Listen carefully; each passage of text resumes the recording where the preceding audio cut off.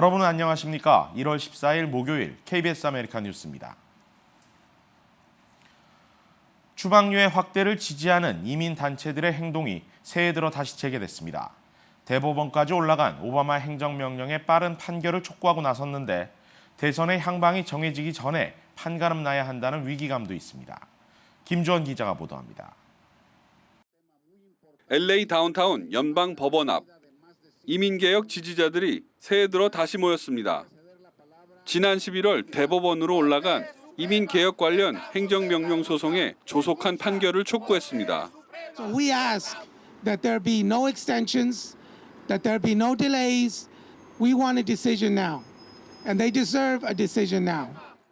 앞서 추방유예 확대를 골자로 한 행정명령은 텍사스 지방법원에서 시행을 일시 중단시켰고 판결은 지난 11월 제5항소법원에서도 뒤집히지 않았습니다. 이제 최종 판결을 앞두고 있는 상황. 역대 판례를 살펴보면 대법원이 현 행정부의 정책을 막은 경우는 거의 없었다는 점에서 대법원 판결은 다를 것이란 기대가 이미 개혁 지지자들 사이에서 나오고 있습니다.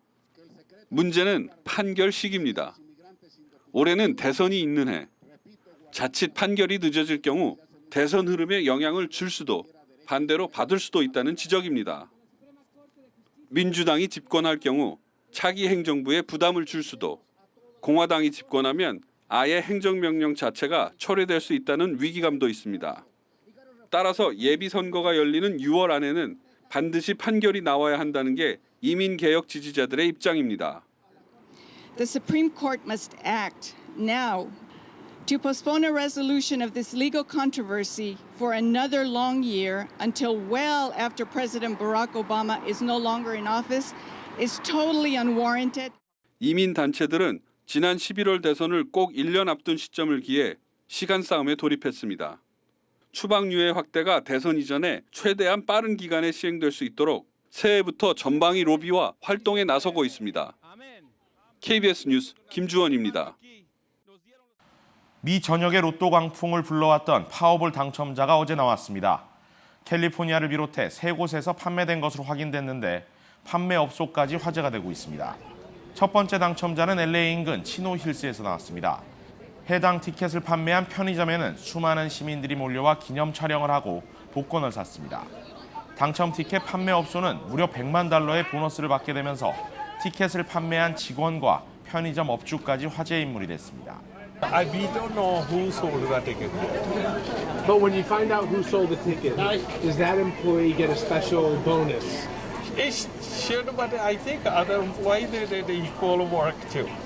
복권국은 치노힐스를 비롯해 플로리다주 멜번 비치, 테네시주 먼포드에서 3장의 당첨 티켓이 판매됐다고 밝혔습니다.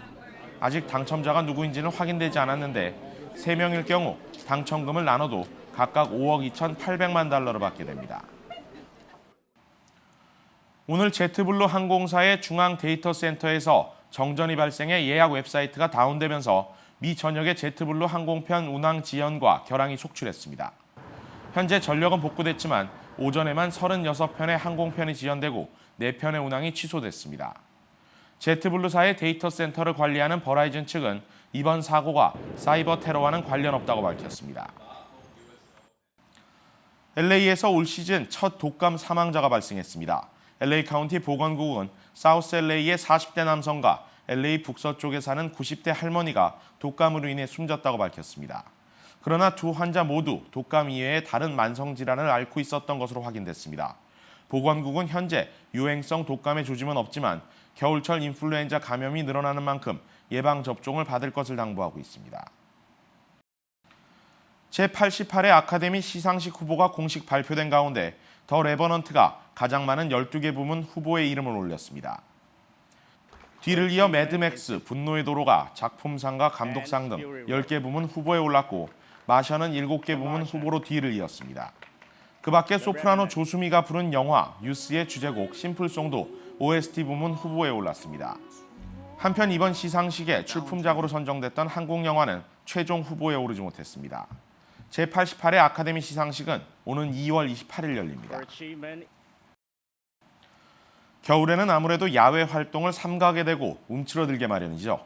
하지만 날씨가 추워지면서 더 바빠진 사람들도 있습니다. 뉴욕 김일강 통신원입니다.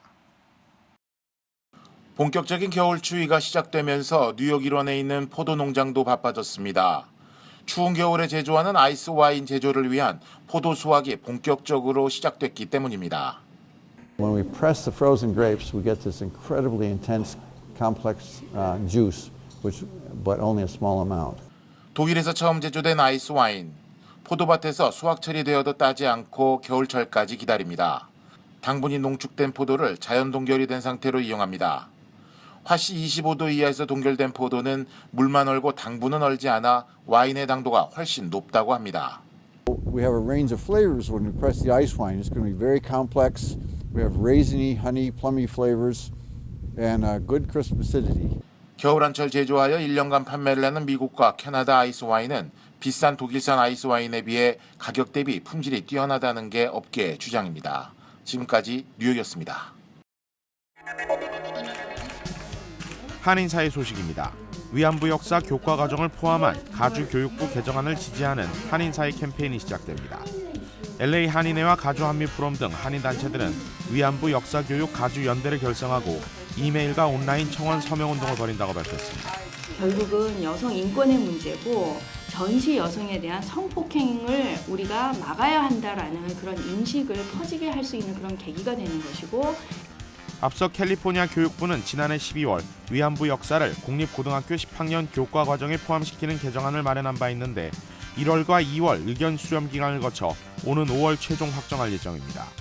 연대 측은 최종 확정까지 일본계 측의 반대 로비를 막고 향후 이번 교육 개정안이 타주에도 도입될 수 있도록 지속적인 활동에 나선다는 계획입니다. 북가주 산타클라라 카운티에서 한인 경찰이 음주운전을 한 뒤 총을 휘두르는 등 난동을 부리다가 체포됐습니다. 산타클라라 카운티 셰리프국은 소속 한인 경관 벤자민 리 씨가 지난 일요일 새벽 한 패스트푸드점에서 만취 한 채 총을 꺼내 위협하는 등 소동을 벌이다 체포됐다고 밝혔습니다. 셰리프국 10년 차인 이 씨는 현재 보석금을 내고 풀려나 내사를 받고 있습니다. LA 총영사관이 네바다와 애리조나, 뉴멕시코의 원거리 재외국민들의 편의를 위한 상반기 순회영사 활동을 시작합니다. 업무는 여권과 가족관계 등록, 국적, 병역, 재외국민 등록 등이며 다음 달 2일부터 시작해 6월 8일까지 실시합니다. LA 한인타운 노인 커뮤니티 센터가 2016년 새학기 커뮤니티 봉사 프로그램을 시작했습니다. 프로그램은 모두 27개로 한국 역사 이해와 요가, 서예가 새로 신설됐습니다. 센터 측은 신입생 접수 마감 결과 모두 5,948명이 1월부터 3월까지 무료 수업에 참가한다고 밝혔습니다. 이슬람 과격 무장단체 IS가 어제 인도네시아 자카르타 테러를 자신들의 소행이라고 밝혔습니다. 일반 시민과 관광객을 겨냥한 IS의 소프트 타겟 테러가 아시아로 번지는 양상입니다. 구본국 특파원입니다. IS가 자카르타 한중간에서 벌어진 자살폭탄과 총격 테러의 배후라고 자처하고 나섰습니다. IS는 인도네시아에 있는 전사들이 IS에 맞서는 십자군 동맹을 겨냥해 공격했다고 밝혔습니다. 미국계 커피 전문점과 경찰 초소에서 벌어진 테러로 캐나다인 등 민간인 2명과 테러범 등 모두 7명이 숨졌습니다. 또 20명이 다쳤습니다. Kita semuanya juga mengecam tindakan yang mengganggu keamanan masyarakat. 테러범들은 곳곳에서 자살폭탄을 터뜨리고 총격을 가하는 등 파리 테러를 모방한 것으로 보입니다. 파리에 이어 지난 12일 터키 이스탄불을 공격한 IS가 중동을 제외한 아시아 도시를 공격한 것은 처음입니다. 특히 이번 테러도 무고한 시민들을 겨냥한 소프트 타깃 테러라는 점에서 우려가 커지고 있습니다. 우리 외교부는 현재까지 파악된 우리 국민의 피해는 없다고 밝혔습니다. 쇼핑몰 등 다중이 모이는 장소 출입은 좀 삼가하시고요. 또 야간 외출도 자제하시는 게 좋겠습니다. 이번 테러는 인도네시아가 지난달 IS 대원 등의 테러 음모를 적발하고 경찰과 군인 15만 명을 동원해 경계를 대폭 강화한 상태에서 일어났습니다. 방콕에서 KBS 뉴스 구본국입니다. 주한미군을 주둔시키고 미국은 얻는 게 없다. 대선에 나선 트럼프가 이런 주장을 되풀이하고 있는데요. 한 사실검증 사이트가 트럼프의 이런 주장이 거짓말이라는 걸 조목조목 반박했습니다. 그래도 트럼프는 막말을 멈출 생각이 없나 봅니다. 박유한 특파원입니다. 한국이 무임승차로 미국의 안보를 의존하고 있다. 트럼프는 북한의 4차 핵실험 이후 이런 주장을 또 되풀이했습니다. We have 28,000 soldiers on the line in South Korea between the madman and them. We get practically nothing compared to the cost of this. Why are we doing this? 정치인들 주장의 사실 여부를 검증하는 미국의 유명 사이트 폴리트팩트가 트럼프의 이런 주장이 거짓말이라고 쐐기를 박았습니다. 폴리트팩트는 군사 전문가들의 분석을 인용해 미국은 주한미군을 통해 큰 이익을 얻고 있다고 반박했습니다. 미군이 서태평양에서 군사력을 전개하는 기지를 제공받고 있고 이를 통해 미국의 상품을 사는 나라들을 보호하고 있다는 논리입니다. 또 한국이 지난 2014년 8억 7천만 달러 규모의 주한미군 분담금을 제공했고 이는 미국이 부담한 비용의 30%를 넘는다고 설명했습니다. 이런 반박이 이어지고 있지만 트럼프는 막말 행진을 멈출 뜻이 없어 보입니다. 이젠 유세 중에 마이크가 끊긴다고 심한 욕설을 내뱉는 상황이 됐습니다. By the way, I don't like this mic. Whoever the hell brought this mic system, don't to put it in. 경선 첫 관문인 아이오와의 여론조사 결과는 트럼프를 잔뜩 긴장시키고 있습니다. 이런 긴장 때문이든 고도의 전략이든 트럼프의 막말 행진은 당분간 계속될 듯합니다. 워싱턴에서 KBS 뉴스 박유한입니다. 최근 부진을 면치 못했던 뉴욕 증시가 큰 폭으로 올랐습니다. 국제유가도 동시에 반등했는데요. 최근 세계 경제 불안 탓인지 미국의 금리 인상 속도에 제동이 걸릴 거란 전망이 힘을 얻고 있습니다. 박태수 특파원입니다. 오늘 다우, 나스닥 등 뉴욕 증시의 주요 지수는 모두 2% 안팎 상승 마감했습니다. 장 초반에 움직임이 거의 없던 주가가 상승 탄력을 받은 건 금리 인상 속도가 늦춰질 거란 기대감. 미 연준의 대표적 금리 인상론자 세인트루이스 연방은행 총재의 발언 덕분입니다. 제임스 블라드 총재는 저유가 추세가 길어지면 물가 상승 목표 달성이 힘들어질 수 있다고 말했습니다. 주식시장은 금리 인상에 제동이 걸릴 것으로 해석했습니다.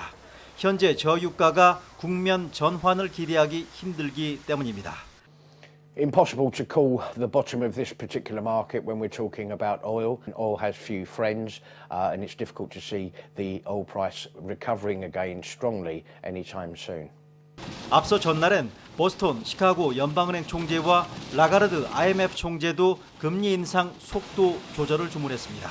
주요 외신들은 저유가의 중국 경기 둔화까지 겹치면서 올해 예상됐던 4차례 금리 인상이 2번으로 줄어들 걸로 예상했습니다. 바닥 모른 채 떨어지던 국제유가는 오늘 모처럼 반등하며 배럴당 30달러 선을 회복했습니다.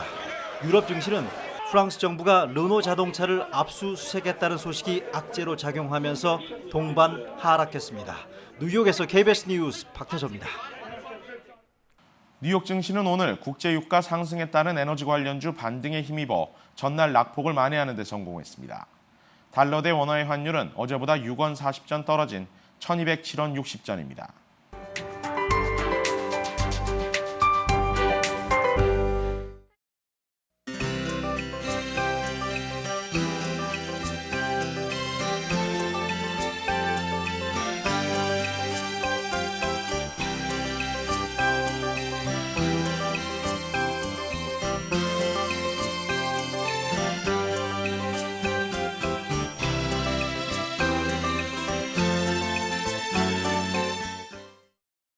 이상으로 1월 14일 목요일 KBS 아메리카 뉴스를 마칩니다. 고맙습니다.